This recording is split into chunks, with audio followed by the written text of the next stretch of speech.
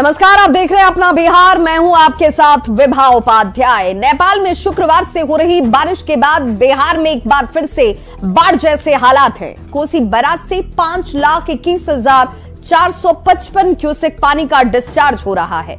Kosi barrage के सभी 56 gate को खोल दिया गया है। लगातार बढ़ रहे जलस्तर को देखते हुए तटबंधों की सुरक्षा के लिए जल संसाधन विभाग के अधिकारी और अभियंता हाई अलर्ट पर हैं। इलाकों में कैंप लगाकर निगरानी की जा रही है। लोगों से सावधानी बरतने और सुरक्षित स्थानों पर जाने की अपील इस वक्त लगातार हो रही है। तो ये तस्वीर देखकर आप अंदाजा लगा सकते हैं कि पानी का प्रवाह कितना तेज है। इस वक्त कोसी बैराज के 56 गेट खोल दिए गए हैं। लोगों से लगातार माइकिंग के जरिए ये अपील की जा रही है कि अगर आप निचले इलाके में रहते हैं तो ये पानी का जो वेग है वो आपके इलाके तक पहुंचे, उससे पहले आप सुरक्षित स्थानों की तरफ पलायन कर जाएं। तो 56 फाटक देखिए खोल दिए गए हैं कोसी बैराज के। लगातार लोगों से माइकिंग के जरिए अपील भी और मॉनिटरिंग भी की जा रही है ताकि कहीं पर भी तटबंधों के ऊपर इसका दबाव अगर बन रहा हो तो उसे वक्त रहते पहले से दुरुस्त किया जा सके। फिलहाल ये तस्वीर देखकर आपको इस स्थिति की गंभीरता का अंदाजा जरूर लग रहा होगा। हमारे साथ इस वक्त ज्यादा जानकारी के साथ अमित जुड़ चुके हैं सुपौल से। अमित, जरा ये बताइए, चूंकि अब पानी का जो प्रवाह है ये धीरे धीरे आगे नदियों तक पहुंचेगा, कई निचले इलाकों तक पहुंचेगा। इस वक्त एहतियाती क्या कुछ कदम उठाए जा रहे हैं? देखिए, विभाग प्रशासन के द्वारा तो एहतियातन बहुत सारे कदम उठाए गए। तटबंधों की सुरक्षा बढ़ा दी गई है। हर जगहों पर निगरानी रखी जा रही है। एक नोज पर भी निगरानी रखी जा रही है। चीफ इंजीनियर खुद कैंप कर रहे हैं। लेकिन सबसे जो चिंताजनक विषय है कि तटबंध के भीतर जो लोग हैं वो बाहर जब तक नहीं आते हैं तब तक प्रशासन के लिए चिंता का सबब बना रहेगा। वो लोग अभी तक बाहर नहीं निकले हैं और लगातार पानी जो है 5,41,000 क्यूसेक पर पहुंच चुका है। लेकिन एक राहत की बात जो सामने आ रही है, तो बढ़ने का जो सिलसिला था, जो पहले 30,000 40,000 क्यूसेक लगातार एक साथ बढ़ता था, अब उसमें थोड़ी कमी आई है। तो धीरे धीरे अब लगता है कि धीरे धीरे स्थिति सामान्य होनी चाहिए। लेकिन फिलहाल जो इतना जो पानी आया है तो वो तो तटबंध के भीतर के इलाके में धीरे धीरे फैल रहा है। अमित, लोग जो तटबंध के अंदर रहने वाले लोग हैं वो आखिर वहां से हटने को तैयार क्यों नहीं है? क्या वो लोग इस परिस्थिति से या इस स्थिति से हमेशा से दो चार होते रहे इसलिए अब उन्हें ये सामान्य सी बात लग रही है क्या? हाँ, निश्चित रूप से वो तो लगातार इसी पानी के बीच में रहते हैं, इसी में जीते हैं, तो उन लोगों के लिए सामान्य सी स्थिति है। चूंकि अब लेकिन पहले उन लोगों को भी अंदेशा था, चूंकि इससे पहले भी कई बार इस तरह की बात हुई थी, पानी इतना आएगा, लेकिन वो स्थिति सामान्य सी बात निकल गई थी। तो लोगों को, जो तटबंध के भीतर के लोग, उन्हें भी यही अंदेशा अब भी है कि जो पानी आएगा तो वो धीरे धीरे पास कर जाएगा और इतनी मात्रा में पानी से कोई बड़ी तबाही नहीं होगी, वो लोग जो मान के चल रहे हैं।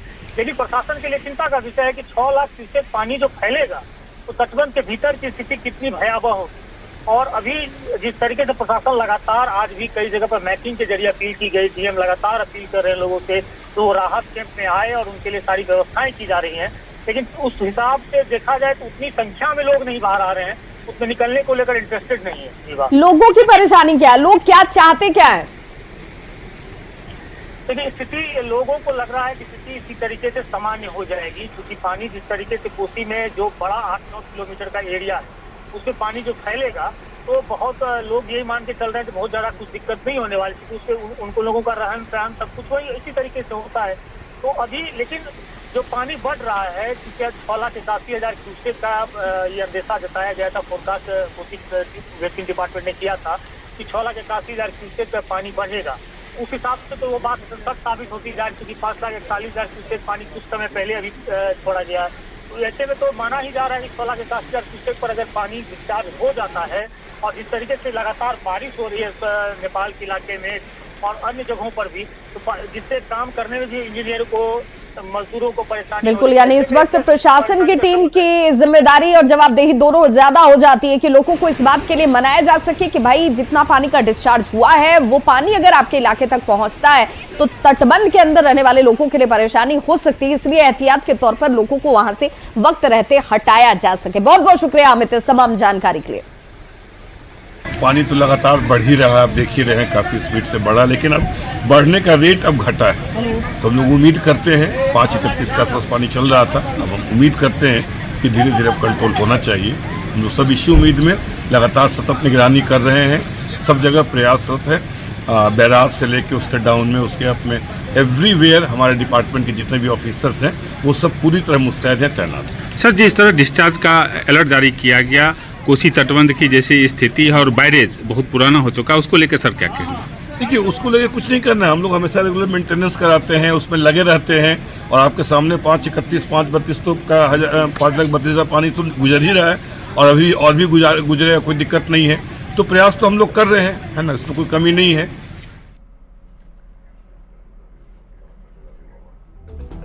तो वाल्मीकि नगर गंडक बराज पर लगातार जलस्तर का दबाव बढ़ रहा है। गंडक बराज से फिलहाल 4 लाख क्यूसेक पानी का डिस्चार्ज हो रहा है। वहीं नेपाल की नारायणी नदी का जलस्तर बढ़कर यहां पर स्थिति देखिए किस कदर गंभीर दिखती है, क्योंकि 6,50,000 क्यूसेक पानी का डिस्चार्ज यहां पर इस वक्त हो रहा है। और वाल्मीकि नगर बराज से हालात की जानकारी दे रहे हैं न्यूज़ 18 संवाददाता मुन्ना राज।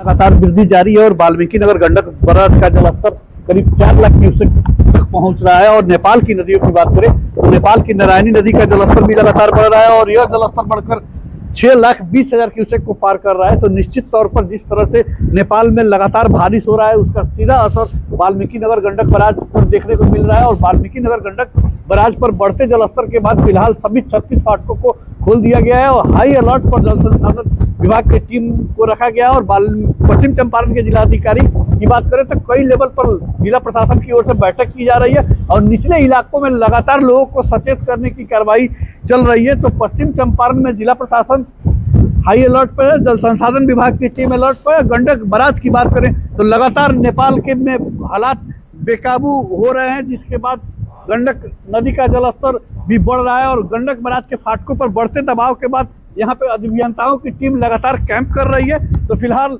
लगातार गंडक नदी का जलस्तर बढ़ रहा है और वाल्मीकि नगर गंडक बराज पर यह जलस्तर करीब 4 लाख क्यूसेक के पार करने जा रहा है। मुन्ना राज, न्यूज़ 18, वाल्मीकि नगर गंडक। तो नेपाल के तराई इलाकों में हो रही लगातार भारी बारिश के बाद गोपालगंज में गंडक नदी का जलस्तर तेजी से बढ़ रहा है। निचले इलाकों में पानी प्रवेश करने लगा है और डीएम मोहम्मद मकसूद आलम ने 70 घाट, 0 माइल और सारण तटबंध की सुरक्षा का जायजा लिया।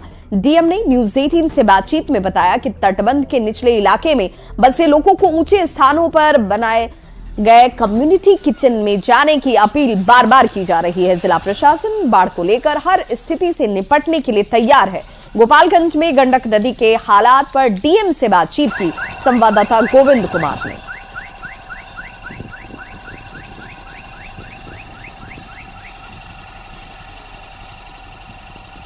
गोपालगंज में गंडक नदी का जलस्तर लगातार बढ़ रहा है और ऐसे में गोपालगंज के डीएम मोहम्मद मकसूद आलम और सदर एसडीओ के अलावा आपदा विभाग के प्रभारी इस वक्त गोपालगंज के 70 घाट में बैकुंठपुर में जो है गंडक नदी के पास वहाँ पर निरीक्षण करने के लिए पहुँचे हैं। 70 घाट यही वो 70 घाट है जहाँ पर एक बार 70 घाट पुल का अप्रोच सड़क जो है कट गया था और ऐसे में डीएम इस वक्त जो है हालात का जायजा लेने के लिए पहुंचे हुए हैं। हम सीधे तौर पर डीएम से ही बात करते हैं। सर, अभी क्या सिचुएशन है?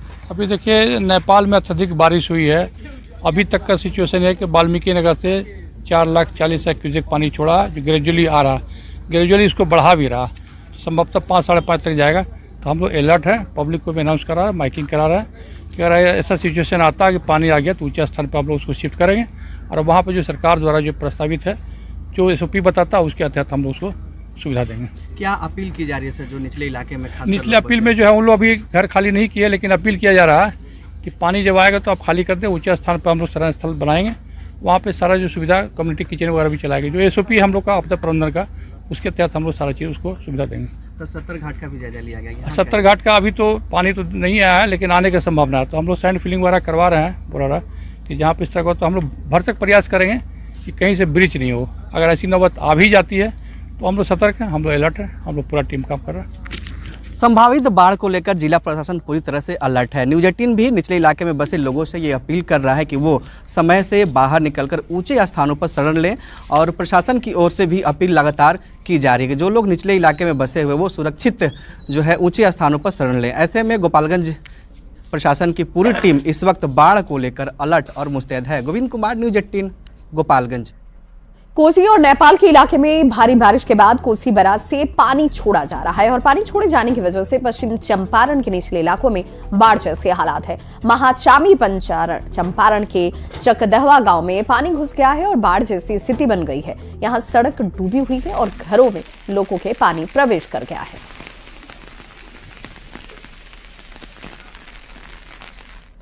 बेतिया के नरकटियागंज में पिछले 2 दिनों से हो रही बारिश से पहाड़ी नदियां इस वक्त उफान पर हैं। मूसलाधार बारिश के बाद सैकड़ों एकड़ फसल पानी में डूब गई है। गांव जलमग्न है। रामनगर के इलाके में मसान नदी इस वक्त उफान पर है। दर्जनों गांव में पानी प्रवेश कर चुका है और अब लोगों को माइकिंग के जरिए सावधानी बरतने की सलाह दी जा रही है।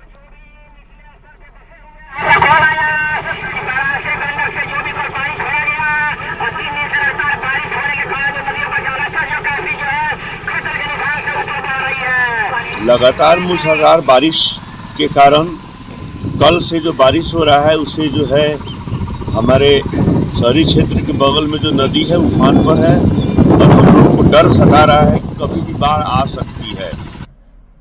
तो नेपाल के तराई क्षेत्र में भारी बारिश के बाद अररिया की बकरा नदी उफान पर आ गई है। पलासी प्रखंड के धर्मगंज और पिपरा बिजवार पंचायत के 6 से ज्यादा गांवों के निचले इलाकों में नदी का पानी फैल गया है। धर्मगंज से मेहरो चौक जाने वाली मुख्य सड़क पर 3 से 4 फीट तक देखिए पानी बह रहा है। हालात का जायजा लिया न्यूज 18 संवाददाता सतीश कुमार ने। नेपाल की तराई में लगातार हो रही बारिश के बाद स्थिति बदतर है। तस्वीर दरअसल अररिया के पलासी प्रखंड के धर्मगंज गांव की है और देख सकते हैं यह बकरा नदी का जो पानी है कितनी तेजी से जो है गांव में प्रवेश कर रहा है और घरों को डुबो रहा है। यहाँ जो है सारे वार्ड मैंने 13 ही वार्ड पानी से और गांव जो है भरा हुआ है। स्थिति है 3 रोज से परेशानी है और 3 रोज से कहीं निकलने का ऐसा साधन नहीं है और दीवार जो देखते हैं फट गया है और चारों तरफ से पानी घिरा हुआ है। यहाँ निकलने का कोई साधन भी नहीं है हम लोग। अभी 3 रोज से हम लोग को खाना उना सब बंद है। यहाँ पे घर छोड़ के जाना नहीं चाह रहे हैं आप लोग? नहीं, घर लोग छोड़ के कहाँ चले जाएंगे यहाँ से? माल बकरी है सब। इस इलाके में जो है बकरा नदी का पानी प्रवेश कर गया है, बाढ़ आ गई है। अब इंतजार है उन्हें प्रशासन के मदद की। सतीश कुमार, न्यूज 18 पलासी अररिया। और अब नजर दूसरी खबरों की तरफ। तो बिहार बीजेपी अध्यक्ष दिलीप जायसवाल तेजस्वी यादव पर जमकर बरसे हैं। दिलीप जायसवाल के बयान के बाद अब सियासी बवाल मच गया है। स्मार्ट मीटर पर आरजेडी के आंदोलन पर दिलीप जायसवाल तेजस्वी यादव पर जमकर भड़ास निकालते हुए नजर आए।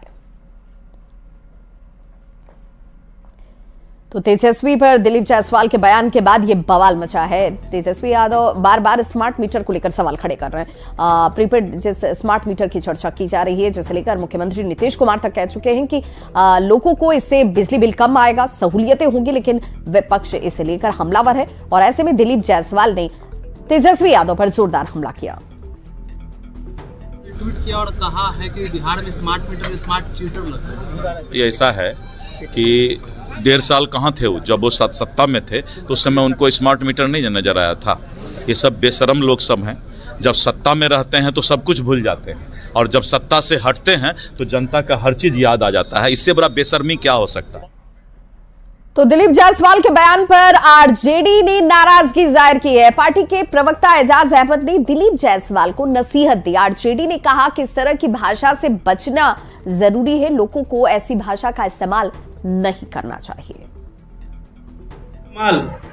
भारतीय जनता पार्टी के प्रदेश अध्यक्ष और बिहार सरकार के मंत्री ने किया है, ये बातें उनको शोभा नहीं देती है। उनको पता होना चाहिए कि जनता और जनता के सवाल को उठाना प्रतिपक्ष का कर्तव्य बनता है। स्मार्ट मीटर के नाम पर कहीं ना कहीं उपभोक्ताओं के साथ जुल्म और ज्यादती हो रही है। उस और यहाँ